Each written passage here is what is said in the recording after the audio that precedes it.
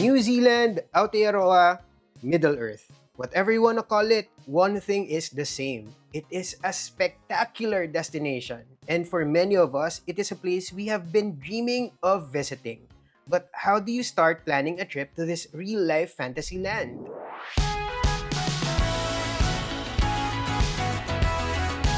Hey there, Tipiter! I'm Yosh. My partner Vince and I just wrapped up our 10-day trip across country number 61, New Zealand. And in this video, we'll walk you through the essentials, from timing and transportation to must-visit spots.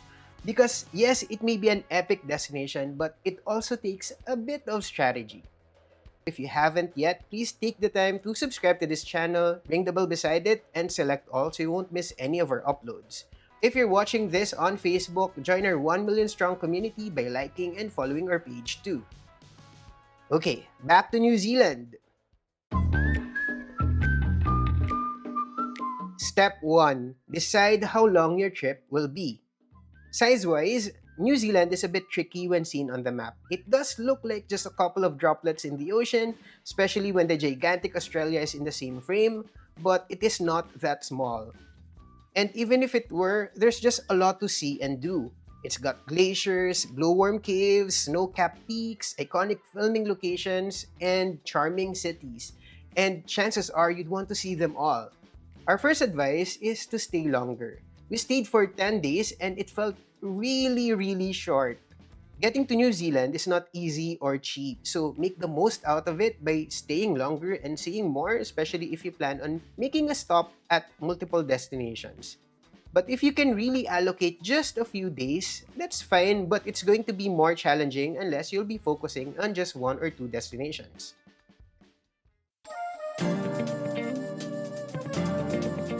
Step 2. Build your itinerary. Once you figure out how many days you will be spending in New Zealand, it's time to start building your itinerary. The first step is to identify what destinations are non-negotiable for you. For example, if you're a Lord of the Rings fan, I'm sure you will never forgive yourself if you don't set foot in Hobbiton, right?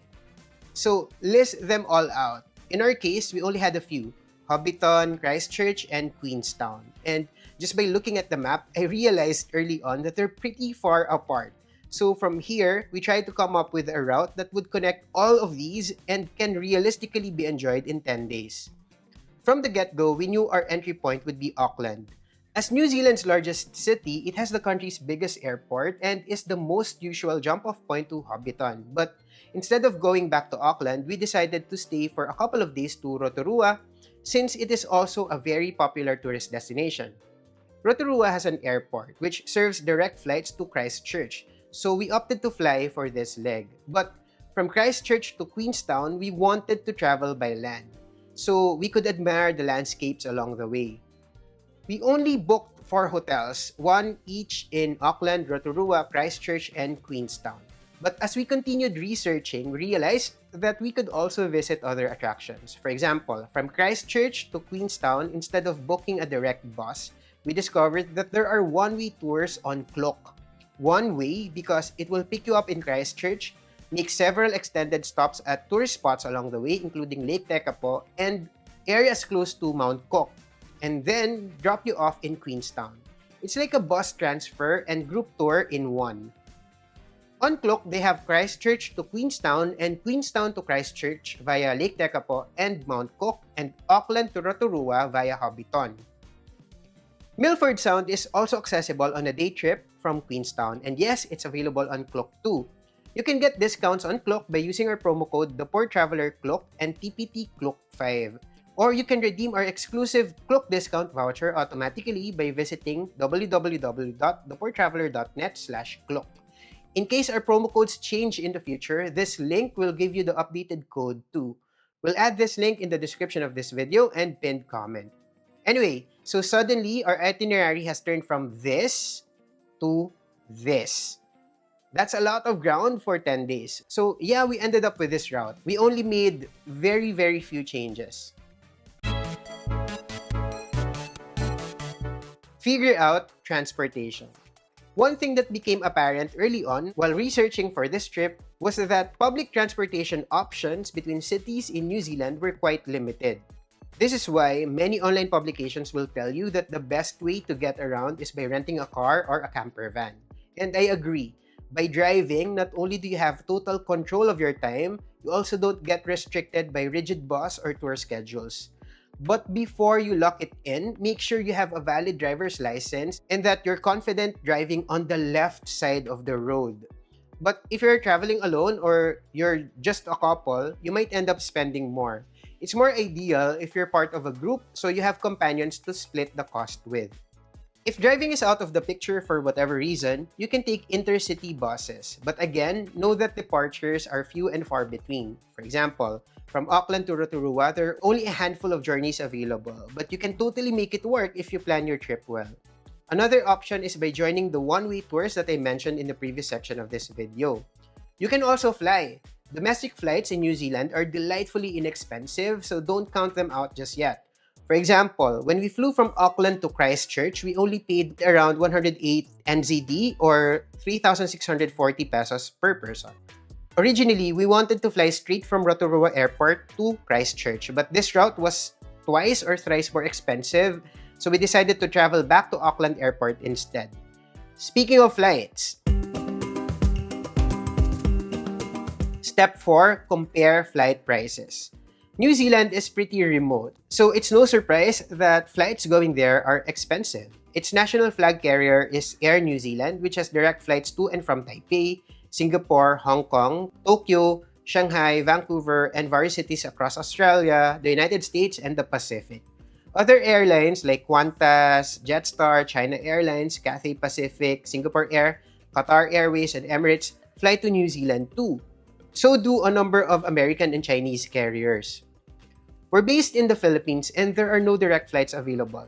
Philippine Airlines used to offer direct Manila to Auckland flights, but that route has been discontinued.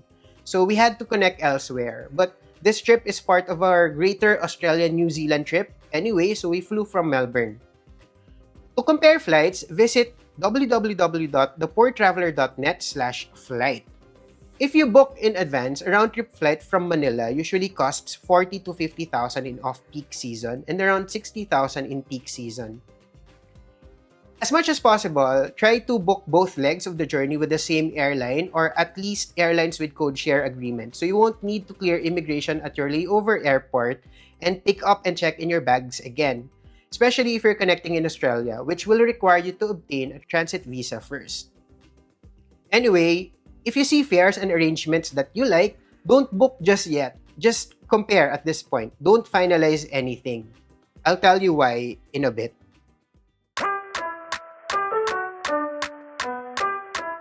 Step 5. Check accommodations. Another thing you need to consider is accommodations. The good news is most New Zealand city or town centers are not that big. Even Auckland, which is the country's largest city, isn't as bustling and is actually quite chill compared to other big cities in other countries. So in theory, as long as you're within the city center or town center, you should be fine. But one thing you need to be prepared for is the cost. While planning our trip, we quickly realized again that accommodation rates in New Zealand are quite steep, especially in the summer months. In Auckland, we booked a room at Sky City, which is just next to the Sky Tower, Auckland's most iconic landmark. We paid around 170 NZ dollars or 5,740 pesos per night. Great location, and the Sky Drive, which is the airport bus, terminates just around the corner. But the real reason we ended up here was because, believe it or not, at the time of booking, it was one of the cheapest centrally located properties that we found, which was surprising to me, but perhaps because we booked it late. This was actually the last we booked because we simply forgot. We already had accommodations in Rotorua, Christchurch, and Queenstown, and we didn't realize we hadn't picked one in Auckland yet. It was peak season, so by the time we booked, our options were very limited. In our other stops, we stayed at hostels instead, but not in dorms. We booked private rooms at hostels because at our age, we feel like we're so over dorm beds already. In Rotorua, we stayed at Rock Solid Backpackers, a hostel right in the city center within walking distance of major attractions. It was just a fan room, no air condition, but New Zealand summers are pretty mild, so we didn't mind. It's equipped with all the basic amenities, a TV, table, toiletries, and all. And yes, it has an ensuite, toilet, and bath. We paid 87 US dollars per night or 147 New Zealand dollars. Yes, for a fan room. That's how expensive rooms are here. In Christchurch, we booked a private room at Haka House, which I think is also classified as a hostel, but it didn't feel like it at all. It was newly renovated and our room had ensuite toilet and bath too, and everything was squeaky clean. So it felt like we were staying at a boutique hotel. Awesome location too, close to most points of interest, including the Botanical Garden and Riverside Market. They had no elevator though, so it can be challenging if you have heavy luggage. This room set us back 183 NZ dollars or 109 US dollars per night. But Queenstown was the priciest of them all. We stayed at another hostel called Black Sheep Backpackers in a fan room without its own toilet and shower. Shared bathroom, shared. The place was neat and nice and it's not too far from the center of the action, but we shelled out 215 New Zealand dollars or around 128 US dollars per night for this. Yes, for a shared bathroom and small room. And this was the cheapest that we found even if we booked this way in advance. By the way, you don't need to memorize all these details. We'll be publishing all the New Zealand travel essentials, including a list of all the hotels and hostels that we tried in the TPT master list. Just visit www.thepoortraveler.net/master list and scroll until you see the section about New Zealand. We also have a compilation for other destinations around the world. So yeah, New Zealand lodging is super expensive. Just keep it in mind when budgeting for your trip. That's probably why some travelers choose to just rent a camper van. Anyway, just like with flights and transportation, don't commit your hotel booking yet. Instead, choose properties that offer free cancellation. Both Klook and Agoda have these options, and if you choose to book with them, please use our promo code ThePoorTravelerKlook for up to 300 pesos off. These codes might change in the future, so best to just visit thepoortraveler.net/Klook to redeem updated discount codes. If you prefer Agoda, use our promo code AGODATPT for 10% discount. Whatever you choose, make sure it's free cancellation because there's one crucial thing that you need to take care of first before you make any booking final. And that is a New Zealand visa. You might be wondering why I'm bringing up the visa just now. Well, two reasons. First, a New Zealand visa isn't cheap. It costs 100 New Zealand dollars or 3,300 pesos as of this writing. And it's usually valid for just 1 year. It's not like the US or Canada visas which can give you up to 10 years. This one, just 1 year. If you're not yet 100% certain that you're New Zealand bound, don't apply yet. You'll just be wasting money if you end up not using it. Also, before you start the visa application process, it's best that you have a strong grasp of your travel plans. When applying for a New Zealand visa, you'll be asked for your travel dates, hotel addresses, and even your detailed day-to-day itinerary to bolster your case. Having a solid travel plan will greatly increase your chances of approval. You can also upload your hotel bookings as supporting documents, although it's optional. I'm not going to delve deeper into the process because we have discussed it in detail in our comprehensive New Zealand travel guide. We have a step-by-step article in English, which you can find at www.thepoortraveler.net/new-zealand-visa. And if you prefer it in Tagalog or Filipino, just watch our video. This video. Just search our channel. According to the official New Zealand immigration website, visa processing usually takes 4 weeks or 1 month. I got mine after only 2 days, but don't count on it. It's always best to apply at least 2 months before your target departure date.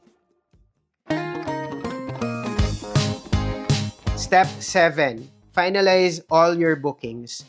Once you're granted a visa, finalize all your bookings. Book those flights, tours, transfers, and other stuff that you were eyeing. Or if things change, adjust accordingly. Again, these are all the promo codes that you can use. We have discounts for hotels, tours, and eSIM for internet connection. We even have special rates for travel insurance exclusive for TPT subscribers. Make sure to also accomplish and submit the New Zealand Traveler Declaration form within 24 hours before your departure flight.